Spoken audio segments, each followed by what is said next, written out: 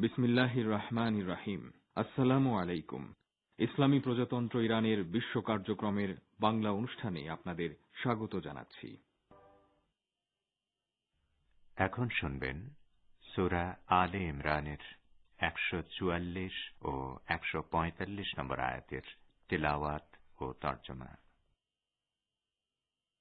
আউযু বিল্লাহি মিনাশ শাইতানির রাজীম। বিসমিল্লাহির রহমানির রহিম। ওয়ামা মুহাম্মাদুন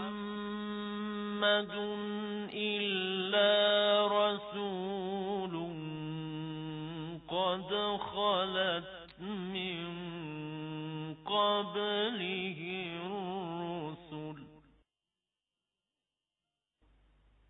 أفإن مات أو قتل انقلبتم على أعقابكم ومن ينقلب على عقبيه فلن يضر الله شيئا وسيجزي الله الشاكرين.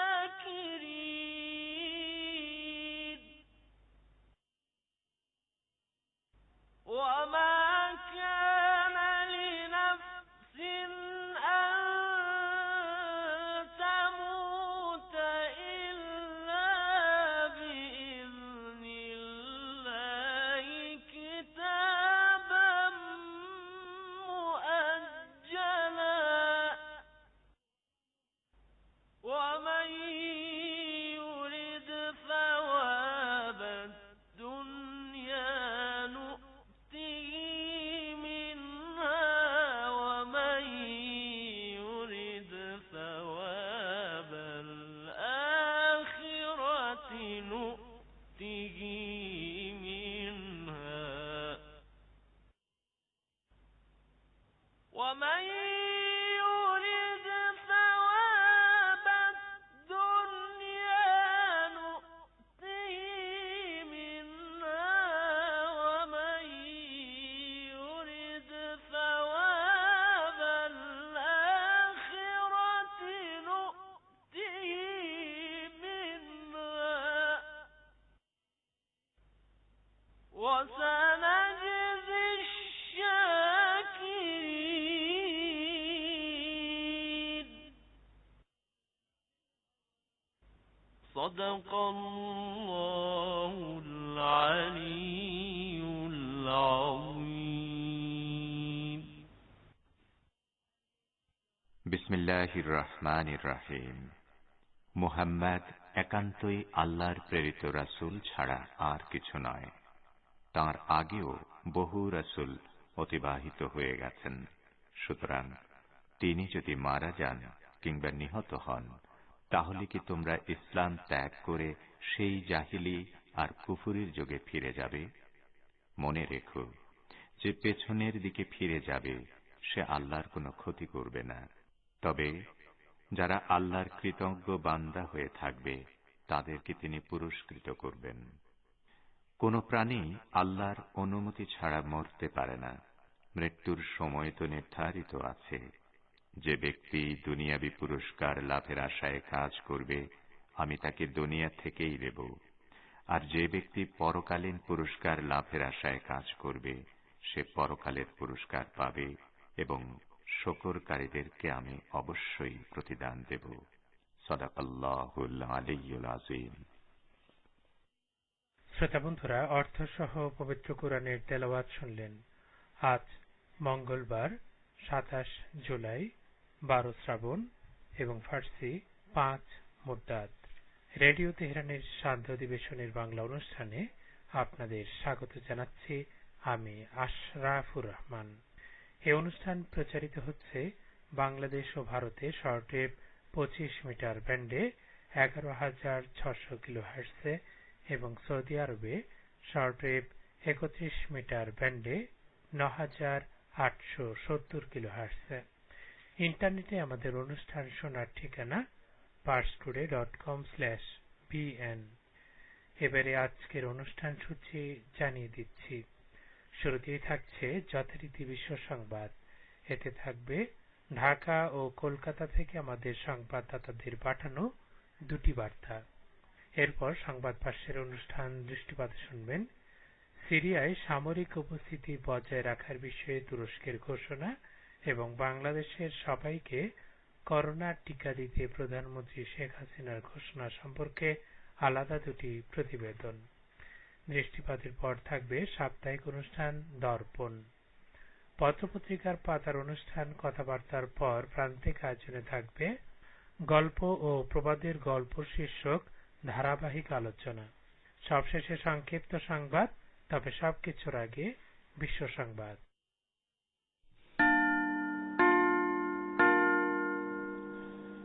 রেডিও তেহরান থেকে শুরু হচ্ছে বিশ্ব সংবাদ।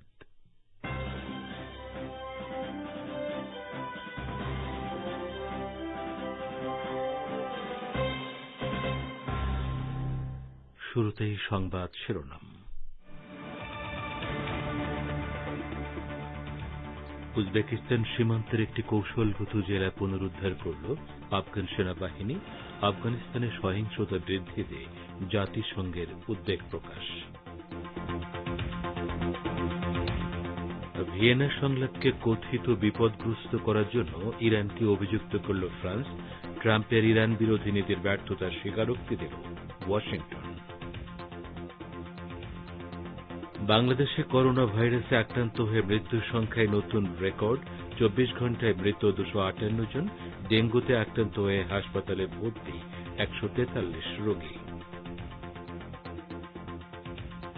এবং ভারতের অসম ও মিজোরাম রাজ্যের মধ্যে সীমান্তে সংঘর্ষে অসমের 5 পুলিশ সহ 6 জন নিহত।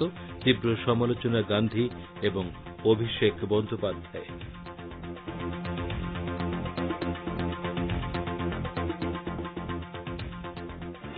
আসসালামু আলাইকুম। এতক্ষণ গুরুত্বপূর্ণ সংবাদ শিরোনাম শুনলেন। এবারে বিস্তারিত বিশ্ব সংবাদে আপনাদের স্বাগত জানাচ্ছি। আমি গাজী আব্দুর রশিদ। আফগানিস্তানের উত্তরাঞ্চলীয় বল্খ প্রদেশের কালদার জেলার নিয়ন্ত্রণ তালেবানের কাছ থেকে পুনরুদ্ধার করেছে দেশের সেনাবাহিনী। জেলাটি তাজিকিস্তান ও উজবেকিস্তান সীমান্তে অবস্থিত। তালেবান এর আগে আফগানিস্তানের সীমান্তবর্তী শতকরা 90% জেলা দখল করার দাবি করেছিল। বল্খ প্রদেশের গভর্নর ফরহাদ আজিমি নিজের ফেসবুক পেজে কালদার জেলা পুনরুদ্ধারের খবর দিয়ে লিখেছেন, জেলাটি আফগানিস্তান প্রজাতন্ত্রের নিরাপত্তা ও প্রতিরক্ষা বাহিনীর নিয়ন্ত্রণে এসেছে। বল্খ পুলিশের মুখপাত্র আদিল শাহ বলেছেন, তালেবান সদস্যরা শহরটি থেকে বহু দূরে পশ্চাদ অপসারণ করেছে। তবে তালেবান এই খবরের প্রতিক্রিয়ায় বলেছে, তারা কালদার শহরের আশপাশে সরকারি বাহিনীর হামলা প্রতিহত করে দিয়েছে। এ নিয়ে গত 1 মাসে 2 বার কালদারের নিয়ন্ত্রণ হাতবদল হল। উজবেকিস্তানের সঙ্গে আফগানিস্তানের গুরুত্বপূর্ণ স্থলবন্দর হিরতান এই জেলায় অবস্থিত বলে কৌশলগত দিক থেকে কালদার জেলার গুরুত্ব অপরিসীম। আফগানিস্তানে চলমান যুদ্ধে বেসামরিক নাগরিকের প্রাণহানি বৃদ্ধির ব্যাপারে হুঁশিয়ারি উচ্চারণ করেছে জাতিসংঘ। আফগানিস্তানে জাতিসংঘের রাজনৈতিক দপ্তর ইউনামা সোমবার তার সর্বসাম্প্রতিক প্রতিবেদন প্রকাশ করে বলেছে, 2021 সালের প্রথম 6 মাসে দেশটিতে বেসামরিক নাগরিকদের হতাহতের সংখ্যা ছিল নজিরবিহীন। জাতিসংঘের প্রতিবেদনে বলা হয়েছে, 2021 সালের প্রথম 6 মাসে আফগানিস্তানে 1659 বেসামরিক ব্যক্তি নিহত ও 3254 জন আহত হয়েছেন। 2020 সালের একই সময়ের তুলনায় এই সংখ্যা শতকরা 47% বেশি। হতাহতদের প্রায় অর্ধেকই নারী ও শিশু বলে এই প্রতিবেদনে উল্লেখ করা হয়েছে। তবে তালেবান এই প্রতিবেদন প্রত্যাখ্যান করে দাবি করেছে, তাদের হাতে কোনো বেসামরিক নাগরিকের প্রাণহানি ঘটে না। আর আফগান সেনাবাহিনী বলেছে, তারা সব সময় যুদ্ধের আইন মেনে চলে এবং তারা বেসামরিক নাগরিকদের প্রাণহানির জন্য দায়ী নয়। ইরানের কারণে পরমাণু সমঝোতা পুনরুজ্জীবনের আলোচনা বিপদের মুখে পড়েছে বলে দাবি করেছে ফ্রান্স। দেশটি এই সমঝোতা থেকে আমেরিকার একতরফাভাবে বেরিয়ে যাওয়া এবং ফ্রান্স সহ ইউরোপীয় দেশগুলোর এই সমঝোতা মেনে চলতে ব্যর্থ হওয়ার বিষয়টি উপেক্ষা করে বলেছে ইরানের উচিত অবিলম্বে ভিয়েনায় পরমাণু সমঝোতা পুনরুজ্জীবনের আলোচনায় ফিরে যাওয়া। ফ্রান্সের পররাষ্ট্র মন্ত্রণালয়ের মুখপাত্র অ্যাগনেস ভয়েন্ডার মূল সোমবার প্যারিসে সাংবাদিকদের সাপ্তাহিক ব্রিফিংয়ে দাবি করেন, ইরান অবিলম্বে এই আলোচনায় ফিরতে ব্যর্থ হলে বিশ্ব শক্তিগুলোর সঙ্গে পরমাণু সমঝোতা আবার সক্রিয় করার ব্যাপারে একটি চুক্তিতে উপনীত হওয়া কঠিন হয়ে যাবে। তিনি এমন সময় এসব কথা বললেন যখন ইরানের উপপররাষ্ট্রমন্ত্রী সম্প্রতি ঘোষণা করেছেন ভিয়েনা সংলাপে অংশগ্রহণকারী পক্ষগুলোকে ইরানের পরবর্তী সরকারের ক্ষমতায় আসা পর্যন্ত অপেক্ষা করতে হবে। ইরান বিষয়ক আমেরিকার বিশেষ প্রতিনিধি রবার্ট ম্যালি স্বীকার করেছেন যে সাবেক প্রেসিডেন্ট ডোনাল্ড ট্রাম্প তেহরানের বিরুদ্ধে সর্বোচ্চ চাপ প্রয়োগের যে নীতি গ্রহণ করেছিলেন তা শোচনীয়ভাবে ব্যর্থ হয়েছে। শুধু তাই নয়, ট্রাম্পের ওই নীতি আমেরিকার স্বার্থ ক্ষতিগ্রস্ত করেছে বলেও তিনি মন্তব্য করেছেন। MSNBC টেলিভিশন চ্যানেলকে দেয়া এক সাক্ষাৎকারে ম্যালি আরও বলেন, ইরানের বিরুদ্ধে সর্বোচ্চ চাপ প্রয়োগের নীতি গ্রহণের পর তেহরান তার পরমাণু কর্মসূচি জোরদার করে। রবার্ট ম্যালি জানান, ইরানের উপর থেকে নিষেধাজ্ঞা প্রত্যাহারের পরিকল্পনা মার্কিন সরকারের টেবিলে রয়েছে। ইরানের ইসলামী বিপ্লবী গার্ড বাহিনী বা IRGC এর কুস ফোর্সের সাবেক commander lieutenant general Qasem Soleimani হত্যার সমালোচনা করে তিনি বলেন, এর ফলে আমেরিকার নিরাপত্তা কমে গেছে। তিনি বলেন, 3 বছরে একথা পরিষ্কার হয়েছে যে আমেরিকা আগের চেয়ে এখন কম নিরাপদ, কারণ ইরান তার পরমাণু কর্মসূচি অনেক জোরদার করেছে। আপনারা বিশ্ব সংবাদ শুনছেন রেডিও তেহরান থেকে, আর প্রচারিত হচ্ছে বাংলাদেশ ও ভারতে শর্টে 25 মিটার ব্যান্ডে এবং সৌদি আরবে 31 মিটার ব্যান্ডে, এছাড়া বিশ্বজুড়ে ইন্টারনেট ও স্যাটেলাইটে। বাংলাদেশে করোনা ভাইরাসে আক্রান্ত হয়ে মৃতের সংখ্যায় নতুন রেকর্ড সৃষ্টি হয়েছে। কঠোর লকডাউনের মধ্যে গত 24 ঘণ্টায় করোনা আক্রান্ত হয়ে আরো 258 জনের মৃত্যু হয়েছে। এদিকে ডেঙ্গু জ্বরে আক্রান্ত হয়ে ঢাকায় 143 রোগী হাসপাতালে ভর্তি হয়েছে। এ সম্পর্কে আরো জানাচ্ছেন ঢাকা থেকে আমাদের বিশেষ প্রতিনিধি। বাংলাদেশে করোনা আর ডেঙ্গু একসাথে পাল্লা দিয়ে রেকর্ড সৃষ্টি করে চলছে। দেশে একদিনে করোনায় মৃত্যু হয়েছে 258 জন, আর ডেঙ্গুতে আক্রান্ত হয়ে রাজধানীতে একদিনে ভর্তি হয়েছেন 143 জন। করোনা ভাইরাস প্রসঙ্গে আজ মঙ্গলবার বিকেলে স্বাস্থ্য অধিদপ্তরের এক প্রেস বিজ্ঞপ্তিতে জানানো হয়, মহামারী করোনা ভাইরাসে আক্রান্ত হয়ে দেশে গত 24 ঘণ্টায় মারা গেছেন 258 জন, আর এ পর্যন্ত এটি মৃত্যুর সর্বোচ্চ সংখ্যা। আর এ সময় নতুন করে ভাইরাসটি শনাক্ত হয়েছে আরো 14,925 জনের শরীরে। এ নিয়ে করোনায় আক্রান্ত হয়ে দেশে মৃতের মোট সংখ্যা দাঁড়ালো 19,779 জনে। স্বাস্থ্য অধিদপ্তরের বিজ্ঞপ্তিতে জানানো হয়, গত 24 ঘণ্টায় নমুনা পরীক্ষা করা হয়েছে 42,478টি। এদিকে রাজধানীতে গত 24 ঘণ্টায় ডেঙ্গুতে আক্রান্ত হয়ে রেকর্ড সংখ্যক 143 জন রোগী হাসপাতালে ভর্তি হয়েছেন। এর মধ্যে 142 জনই রাজধানী ঢাকার। চলতি বছরের 1 জানুয়ারি থেকে 26 জুলাই পর্যন্ত ডেঙ্গু নিয়ে হাসপাতালে ভর্তি হয়েছেন 1,802 জন, আর এদের মধ্যে সুস্থ হয়ে হাসপাতাল ছেড়েছেন 1,331 জন। এই অবস্থায় কোভিড পরিস্থিতিতে হাসপাতাল ব্যবস্থাপনায় শৃঙ্খলা আনতে ডেঙ্গু রোগীদের জন্য কয়েকটি হাসপাতাল নির্দিষ্ট করে দিয়েছে স্বাস্থ্য অধিদপ্তর। Abdur Rahman Khan, radio Tehran, Dhaka.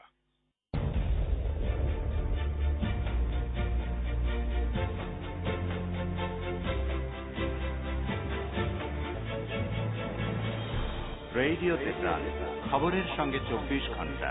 Visit করুন আমাদের ওয়েব পেজ firsttoday.com/bn।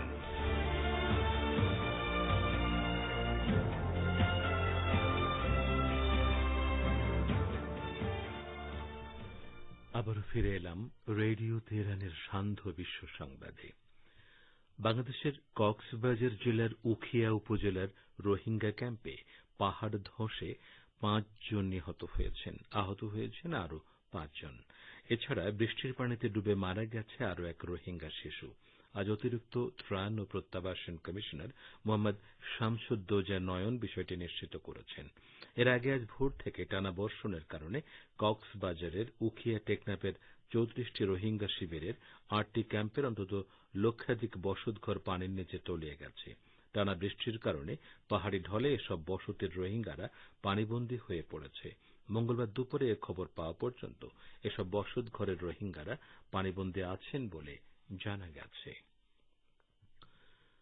ভারতের অসম ও মিজোরাম রাজ্যের মধ্যে সীমান্ত বিবাদকে কেন্দ্র করে সংঘর্ষে অসমের ৫ পুলিশ সদস্য সহ ৬ জন নিহত ও কমপক্ষে ৭০ জন আহত হয়েছেন।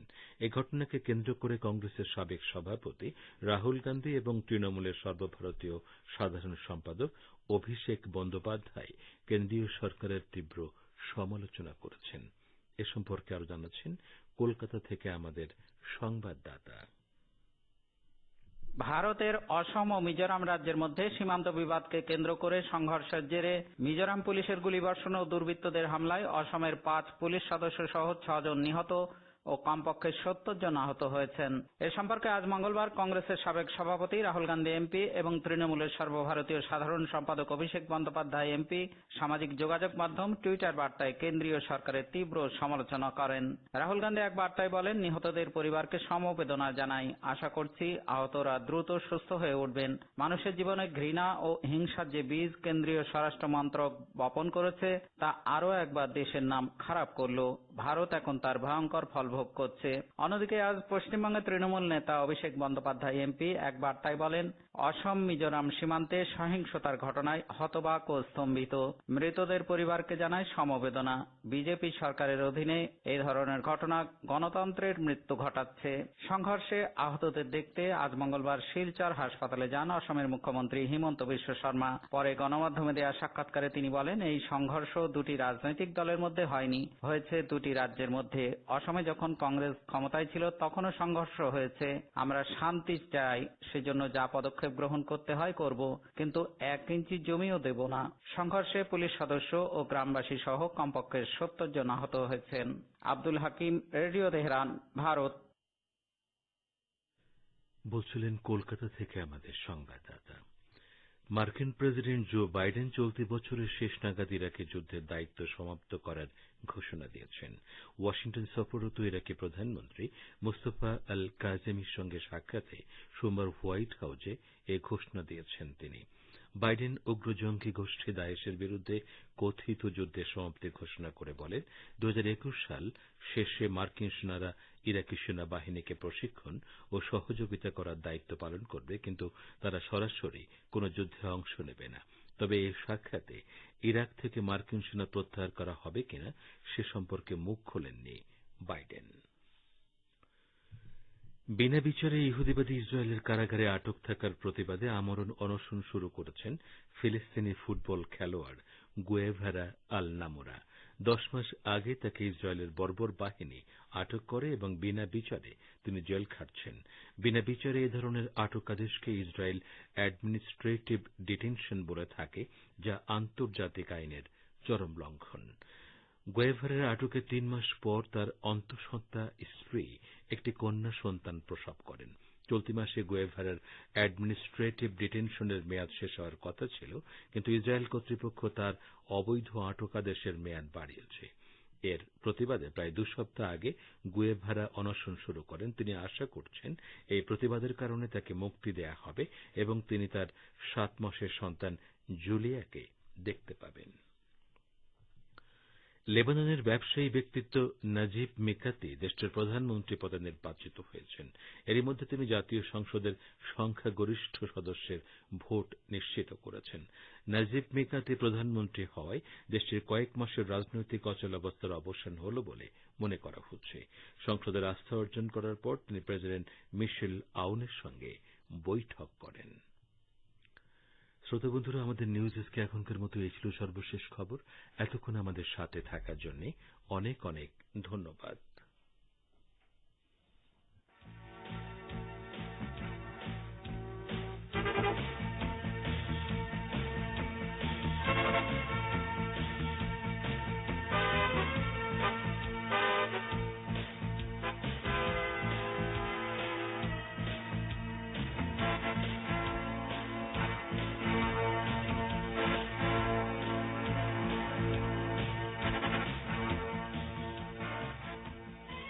বিশ্ব সংবাদ শুনলেন রেডিও তেহরান থেকে। অনুষ্ঠানের এই পর্যায়ে আপনাদের সঙ্গে যোগ দিচ্ছি আমি মোহাম্মদ আমির হোসেন।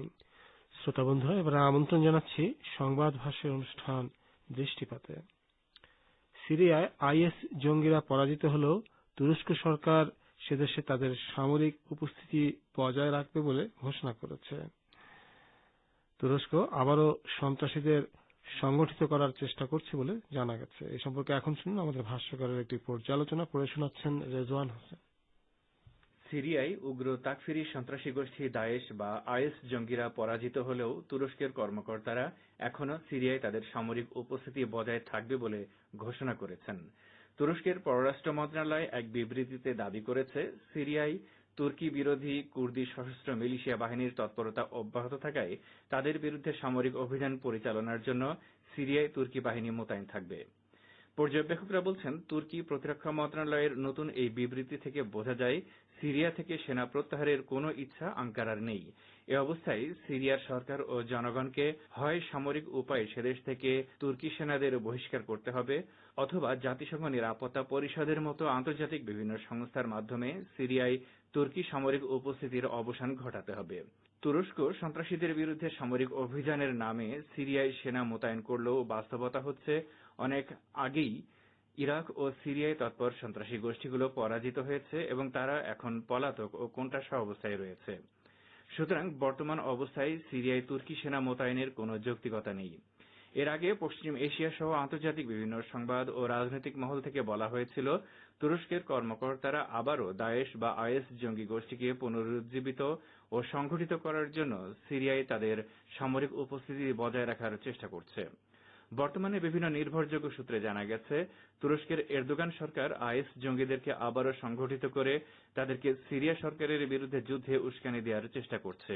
খ্যাতনামা আরব রাজনৈতিক বিশ্লেষক ডেভিড আল হান্নান এ ব্যাপারে বলেছেন, তুরস্কের জাতীয় নিরাপত্তা সংস্থা সিরিয়ার ইদলিব প্রদেশে অবস্থিত সন্ত্রাসীদেরকে সামরিক প্রশিক্ষণ দেওয়ার জন্য অচিরেই তাদেরকে পূর্ব ইউক্রেনে পাঠানোর পরিকল্পনা করছে। প্রায় 7,000 জঙ্গিকে তারা প্রশিক্ষণের জন্য পূর্ব ইউক্রেনে স্থানান্তর করবে। ধারণা করা হচ্ছে, তুরস্কের প্রেসিডেন্ট রজব তাইয়েব এরদোগান সিরিয়ার বিরুদ্ধে সর্বাত্মক অভিযান চালানোর জন্য ব্যাপক প্রস্তুতি নিচ্ছে। মোট কথা বলা যায়, যুক্তরাষ্ট্রসহ পাশ্চাত্যের আধিপত্যকামী কয়েকটি দেশের সমর্থন নিয়ে তুরস্কের সরকার সিরিয়ার বিরুদ্ধে তাদের আগ্রাসন অব্যাহত রেখেছে।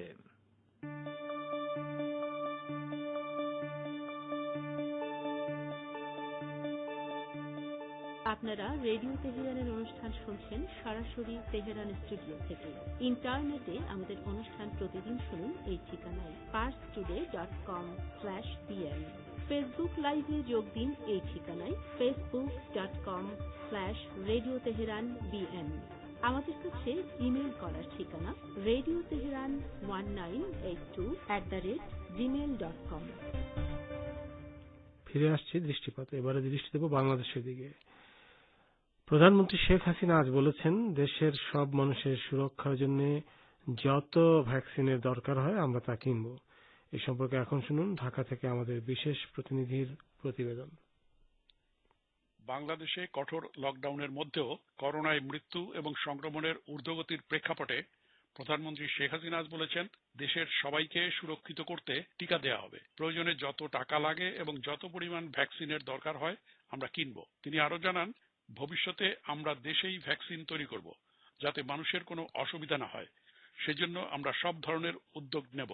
আজ মঙ্গলবার জনপ্রশাসন দিবস উপলক্ষে আয়োজিত অনুষ্ঠানে প্রধান অতিথির বক্তব্যে এসব কথা বলেন প্রধানমন্ত্রী।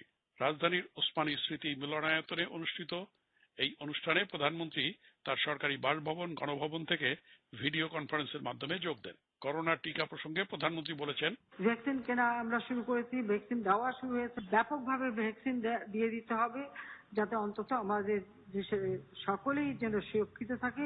ইতিমধ্যে আমি নির্দেশও দিয়েছি, যত ভ্যাকসিন দরকার হবে আমরা কিনবো, আর ভবিষ্যতে আমরা বাংলাদেশে ভ্যাকসিন তৈরি করব, যাতে ভবিষ্যতে মানুষের কোনো অসুবিধা না হয়, সেটাই আমরা করব। এদিকে মহামারী করোনা ভাইরাসের সংক্রমণ নিয়ন্ত্রণে আগামী 7 আগস্ট থেকে ইউনিয়ন পর্যায়ে টিকা দেয়া হবে বলে জানিয়েছেন স্বাস্থ্যমন্ত্রী জাহিদ মালেক। আজ মঙ্গলবার দুপুরে করোনা নিয়ন্ত্রণে করণীয় প্রসঙ্গে অনুষ্ঠিত বৈঠকে স্বাস্থ্যমন্ত্রী জানান, যে কেউই এনআইডি নিয়ে গেলে টিকা নেওয়া যাবে। টিকা দিতে পূর্বে রেজিস্ট্রেশনের প্রয়োজন হবে না। এদিকে আজকের সভার বিষয়ে সাংবাদিকদের ব্রিফকালে স্বরাষ্ট্রমন্ত্রী জানান, চলমান লকডাউন 5 আগস্ট পর্যন্ত বহাল থাকবে। শিল্পপতিরা লকডাউনের মধ্যে স্বাস্থ্যবিধি মেনে গার্মেন্টস খুলে দেবার দাবি জানিয়েছিলেন, আমরা সেই দাবি রাখতে পারছি না। এদিকে করোনার নতুন হটস্পট হয়ে উঠেছে দেশের 11টি জেলা। এসব জেলায় 3 সপ্তাহ আগে শনাক্তের হার সর্বোচ্চ 45 এবং সর্বনিম্ন 21% ছিল। এখন এসব জেলায় শনাক্তের হার এসে দাঁড়িয়েছে সর্বোচ্চ 58 এবং সর্বনিম্ন 30%। এমন পরিস্থিতিকে উদ্বেগজনক বিষয় বলে মনে করছেন স্বাস্থ্য অধিদপ্তর ও আইইডিসিআর এর বিশেষজ্ঞগণ। স্বাস্থ্য বিশেষজ্ঞরা বলছেন, করোনাকে অগ্রাহ্য করা এবং স্বাস্থ্যবিধি না মানা এবং টিকার প্রতি আগ্রহী না হওয়ার কারণে গ্রামে সংক্রমণ বেড়ে গেছে। এসব জেলাগুলো হচ্ছে ঢাকা, গাজীপুর, মানিকগঞ্জ, নরসিংদী, নারায়ণগঞ্জ, শরীয়তপুর, কুমিল্লা, গাইবান্ধা, ভোলা, বরগুনা, সুনামগঞ্জ ও হবিগঞ্জ। Abdur Rahman Khan, radio Tehran, Dhaka. প্রতিবেদনটি শুনলেন, আর এরই সঙ্গে শেষ হল সংবাদ ভাষ্যের অনুষ্ঠান দৃষ্টিপাত। আপনারা এই অনুষ্ঠান শুনছেন রেডিও তেহরান থেকে। এবারে রয়েছে